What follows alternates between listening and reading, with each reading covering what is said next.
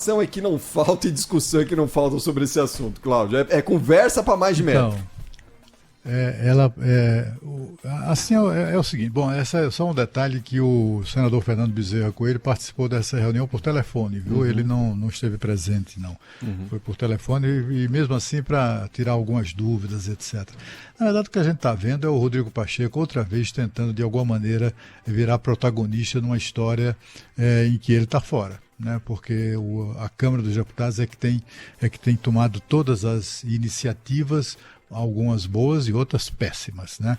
Essa coisa do presidente da Câmara de pretender alterar a lei das estatais é um retrocesso que o Brasil não pode permitir que aconteça.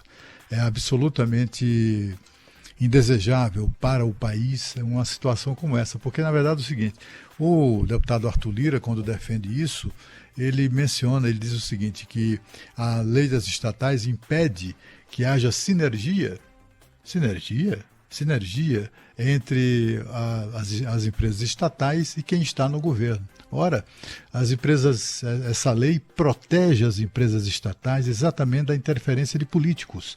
Foi a interferência de políticos nas empresas estatais que aconteceu com a Petrobras. Né? Nos governos do PT, roubaram a Petrobras com a mão na cabeça para não perder o juízo. Roubaram muito. E não foi só na Petrobras, roubaram também na Eletrobras, em tantas outras empresas estatais, empresas públicas que ficaram ali à mercê, ficaram ao alcance das mãos de políticos inescrupulosos no Brasil, e um deles governava o Brasil naquela ocasião.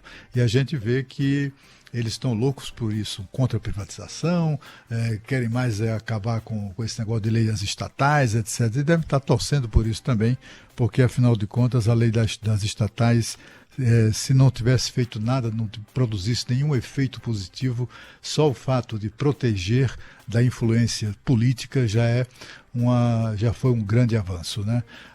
O presidente da Câmara fica dizendo, porque falta sinergia, impede, né? A lei impede uma sinergia. É para isso mesmo que a lei existe, para impedir essa sinergia, entre aspas, que em geral, quando ela se estabelece, os cofres públicos é que saem perdendo e muito, né? Como quando do assalto, como se viu no assalto à Petrobras, detectado e punido pela Operação Lava Jato. Portanto, assim, é preciso não permitir que isso aconteça, e essa, na verdade, é a ameaça que resta nesse lero-lero todo, né? Porque, afinal de contas, é o seguinte, mexer na lei das estatais vai reduzir o preço do combustível? Não. Não, até por isso não é para mexer, né? Não vai alterar, não vai impactar na redução do preço do combustível. Então, para que mexer na lei das estatais? Para que os políticos voltem a colocar suas mãos sujas nessas empresas, nos cofres dessas empresas, como aconteceu nos governos do PT? Não, né? Já chega. E, de outro lado, do mesmo modo, a gente tem que observar a tal proposta de CPI. CPI vai reduzir preço de combustível na bomba? Não vai, né? Então, para que CPI? Né? É por essa razão que eu trago aqui a informação que eu colhi aí aqui em Brasília hoje, né, por volta da hora do almoço, é que essa CPI subiu no telhado, definitivamente, porque não faz o menor sentido mesmo, né? Além de não fazer o menor sentido, tem alguns impedimentos, citados inclusive pelo Márcio Rocha, como, por exemplo, o recesso parlamentar, que vai começar daqui a, 3 semanas, né? Então, assim, daqui que essa coisa seja apresentada, votada, e se chegar a esse ponto de aprovação da mesa diretora, enfim, acolher o requerimento, determinar a instalação, daqui que se instale, tudo isso não acontecerá antes do início do recesso parlamentar. E na volta do recesso parlamentar, os funcionários da Câmara certamente voltarão, deputado não. Ou coisa difícil vai ser encontrar deputado na Câmara no segundo semestre, né, no retorno do recesso parlamentar, porque eles todos estarão em campanha, nas suas próprias campanhas, nas campanhas dos seus aliados. Eles não terão tempo para essa papagaiada de CPI, né? CPI não produz nenhum resultado que venha a ser minimamente importante, e, portanto, não faz o menor sentido. A defesa que o presidente e alguns governistas fazem da CPI, ou fizeram, já não fazem com tanta ênfase, é porque o presidente tinha lá, estabeleceu uma estratégia, que é válida, em política isso acontece muito, de se distanciar, se descolar dos aumentos dos combustíveis. É mostrar que ele, tanto quanto qualquer brasileiro, está inconformado com os aumentos da Petrobras. Foi para isso. E aí, para que fique claro que era sincero, digamos assim, o desabafo dele contra a Petrobras, ele passou a defender a CPI. Mas assim, vai entrar para a história, ou entraria para a história, se isso acontecesse, como o primeiro presidente que propõe uma CPI para investigar o próprio governo. O presidente Jair Bolsonaro se comporta como se o presidente não fosse ele, como se ele não fosse chefe do governo, como se a Petrobras não fizesse parte do governo.